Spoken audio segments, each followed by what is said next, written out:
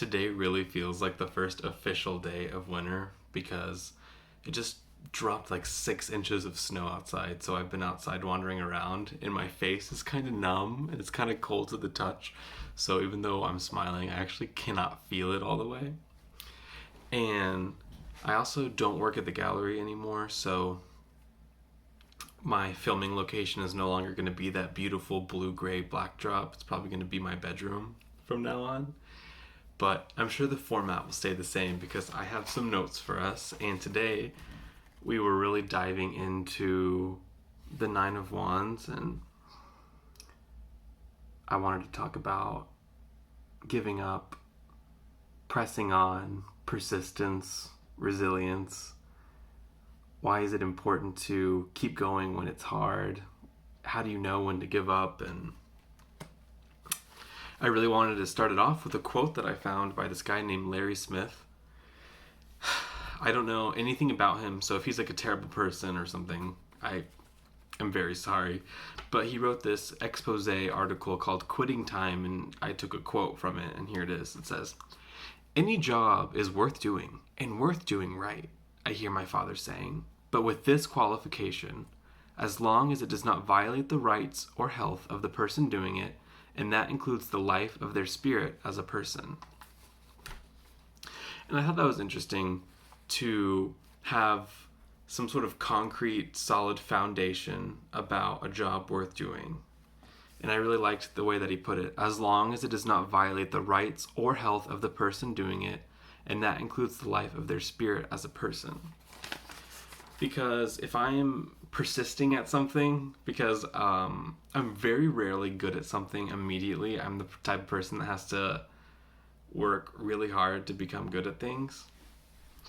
So for me, I'm always persisting at things. So having that qualification to know if it's worth it is really helpful to me. Like, is it violating my human rights, basically? Oh my god, my lips are so dry from the snow. Okay. The idea of the Nine of Wands being a threshold card. Not finished, but not done. Do I keep going? Do I drop it? The usual advice is to keep going and keep pushing. How do you know when to push and when to let go? And this was the part of the card that I thought was the most interesting to make a video about. Because generally the Nine of Wands is, you've been through a lot, you learned a lot of lessons, but you're standing strong. You're ready for anything. But when is it important to give up, basically? Because the connotation for give up is kind of no good. Nobody wants to be the person that gave up. Usually, I guess it depends. But I think I was thinking about it. I give up all the time. And so maybe that was why I thought this card was interesting, because whenever I see the Nine of Wands, my initial instinct is always give up. Give up. It's just time to drop it. But when I see other people interpret it, it's always like, you're so close to the finish line, just keep going. And I've never known what it's like for myself to be so close to a finish line like that, I guess, and feel like, oh, I don't know, it's just never been as important to me to finish things as other people. So let's see what's next on my notes list.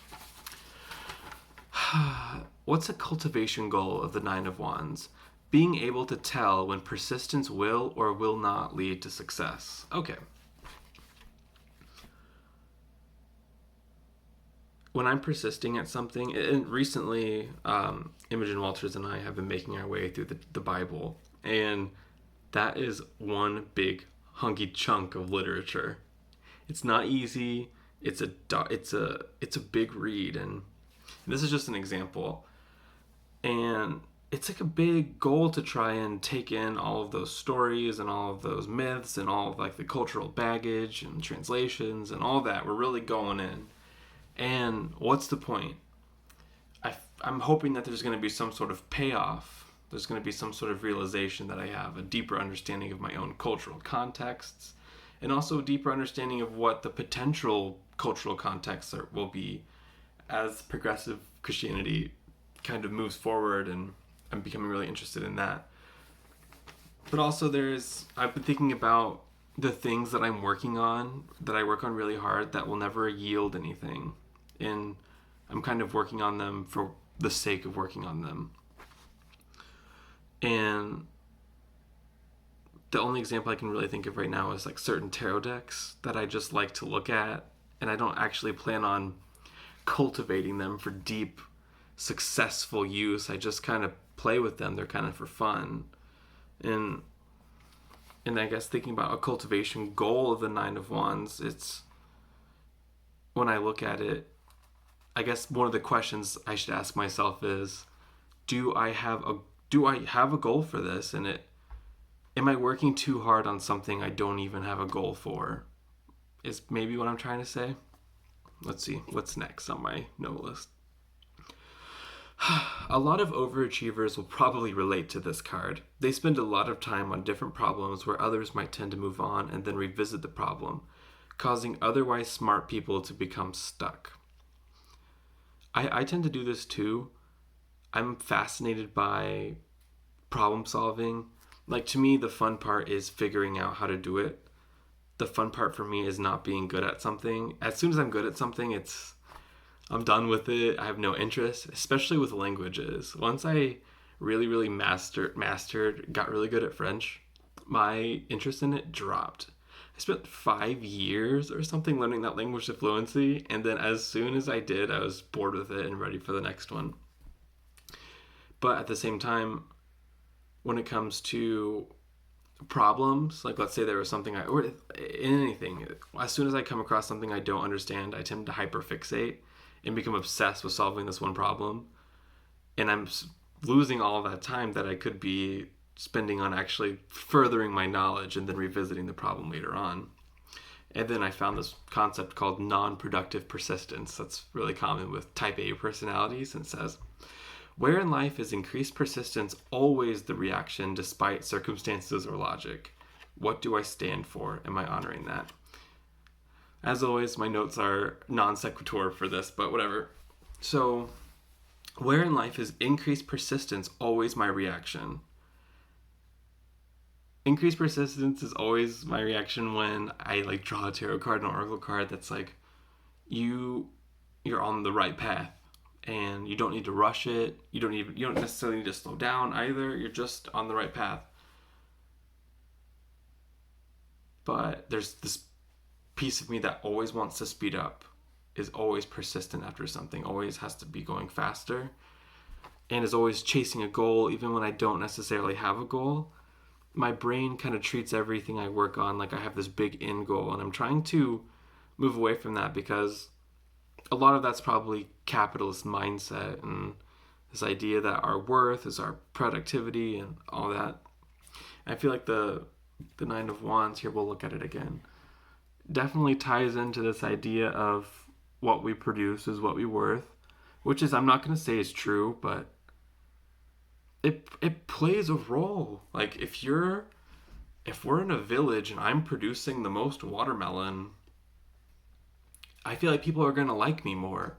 So, like, what we bring to the table, it's not just about what we're making physically, right? Like, just because I have the most watermelons doesn't mean that Susie down the street isn't the best spiritual advisor. So, what we're bringing to the table matters.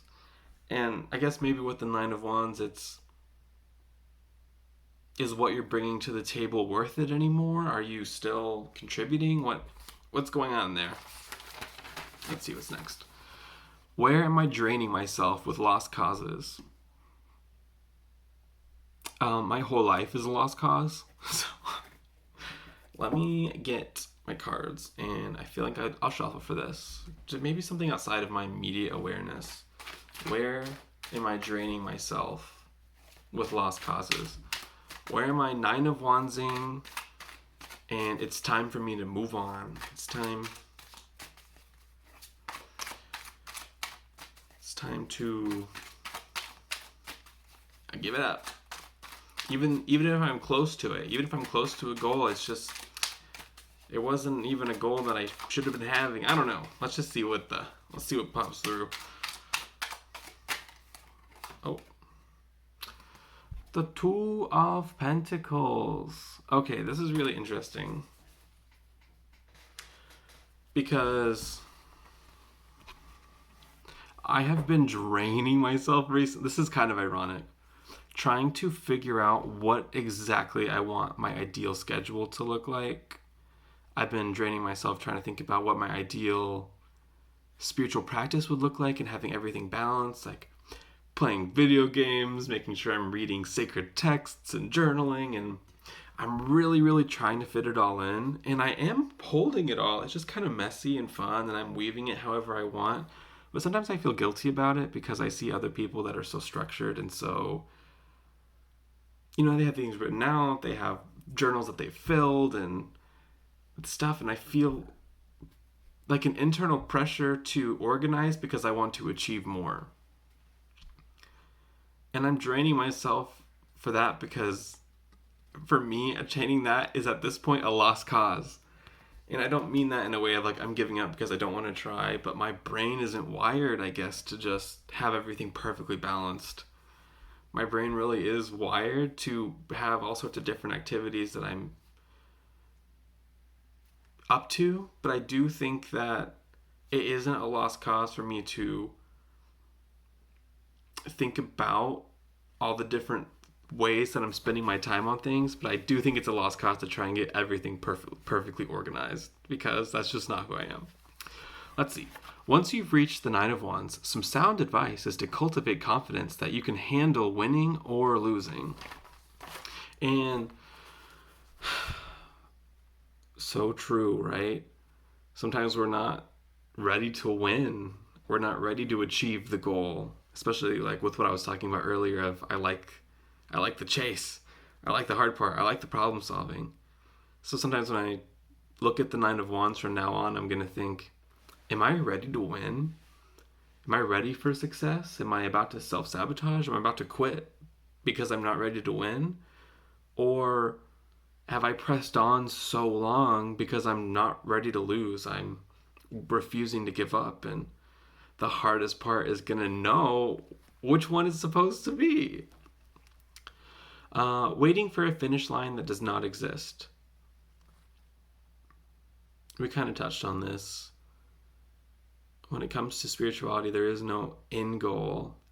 Even though I have been thinking about what my goals are in spirituality, and same when I talked about this, I was thinking that maybe my goal was wisdom, or my goal was knowledge of sacred texts and knowledge of world religions, knowledge of faith, knowledge of the different ideas of God, and that is a goal for me.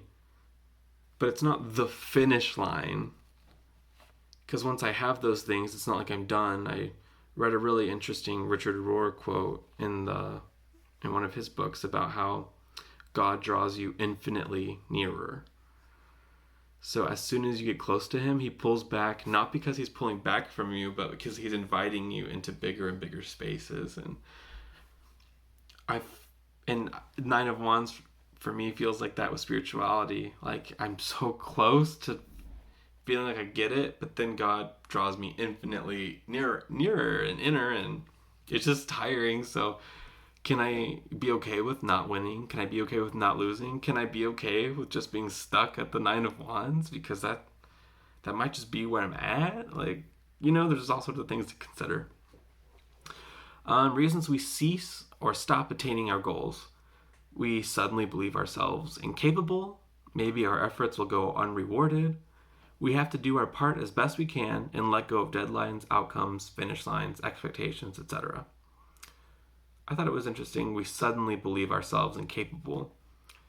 With the Nine of Wands, it's probably really easy to, especially when I'm at the very end, I'm like, what was I thinking?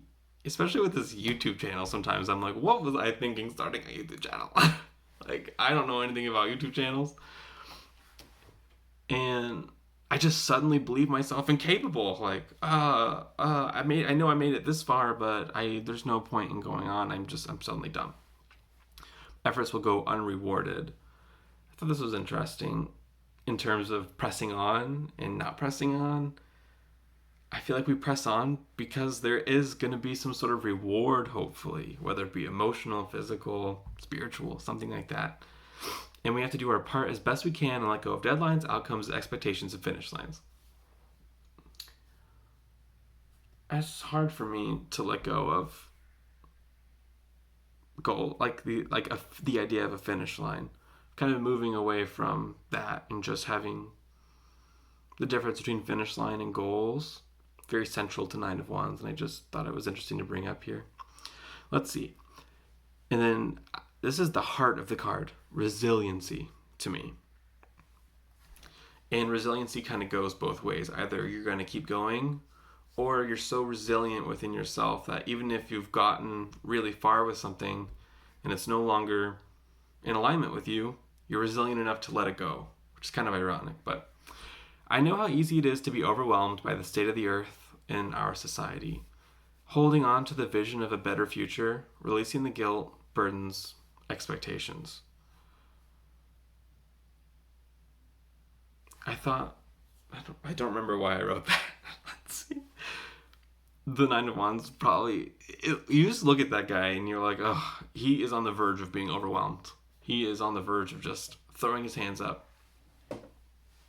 So I guess a mindset to adopt is just to think of my vision for the future. And my vision for the future doesn't necessarily, I'm trying not to make it include a finish line or I have to complete certain goals. Just a vision of who I am and what my life looks like. It looks happy, and holding on to that and releasing the guilt of goals that I don't accomplish if they weren't meant to be, and releasing expectations that aren't even helpful. Resiliency involves support systems. What are yours? Make some. Offer up your burdens to the universe. And oh shoot, I shuffled the Nine of Wands into the deck, so I don't have it immediately, but usually in the Nine of Wands he's leaning onto those sticks for support, and so a lot of people interpret that as your support systems and your support groups, and that is one thing I really, really struggle with, is asking people for help in any situation. Like, if I'm at a restaurant and can't find the bathroom, I will pee my pants before I ask somebody where the bathroom is. Like, I can't. And so resiliency of like my character would be, sometimes you have to ask people where the bathroom is, which I don't know why I'm talking about that, but just thinking about like allowing myself to lean on others for support if they're offering that up. I don't want to just like dump myself onto somebody without asking, but opening myself up to the concept that somebody might be willing to hold space for me. Because usually I'm the one that holds space for people, and I'm also kind of goofy. So whenever I do want someone to hold space for me, I feel like they don't take me very seriously, or they don't give me the same like genuine space holding that I do for people. I sometimes feel like I don't get that back. It's not my own fault, but it's also my own fault because I don't express to people what I'm feeling when it comes to that kind of stuff. Let's see. Resiliency is having the capacity to respond with my heart in those fateful moments when everything is up in the air and I'm at a crossroad of my existence. The capacity to respond with my heart in those fateful moments when everything is up in the air and I'm at a crossroad of my existence. Okay. So true. Tara Brach is the one that taught me the quote of, may whatever arise serve to awaken my heart, or something like that. Something about trusting your heart and awakening in all circumstances, and that threshold moment of the Nine of Wands, and just trusting that whether I win or I lose, I am being at the crossroads of existence, kind of like a Two of Swords or a Two of Wands moment. So that was interesting to, whatever. integrating assumptions and preconceptions about the process, courses of action, perspectives, whatever that means. Respond healthily, wholeheartedly, authentically to adversity. Responding healthily, wholeheartedly, and authentically to adversity. That's interesting. I don't remember writing these notes, some of these, because I write them out in a fury. The Nine of Wands demands a response sometimes, I guess. It demands, are you going to keep going? You going to stop? What are we doing here? And so, how could I respond healthily to myself? How can I respond wholeheartedly? How can I don't want to make exasperated decisions.